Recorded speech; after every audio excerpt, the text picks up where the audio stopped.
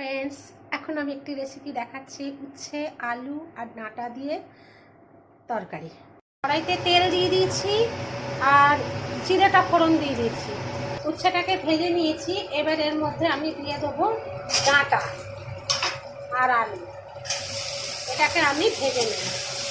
ফেলে দিয়েছি পরিমাণ মতো নুন আর হলুদ আমি এর মধ্যে দিয়ে দিয়েছি। দিয়ে একটু তেলের মধ্যে ছেড়ে জল ঢেলে দেবো।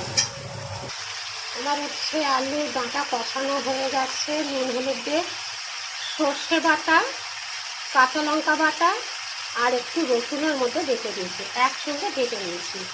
এবার আমি দিয়ে দিলাম, দিয়ে এটা নিয়ে আমি কষে দেব। এটাকে আমি ভালো করে কষে নেব। তো এবার আমি সবজিটা সেদ্ধ হওয়ার মতো জল দিয়ে দেবো, দিয়ে আমি ঢাকা দিয়ে দেবো। মাখা মাখা ঝোল রেখে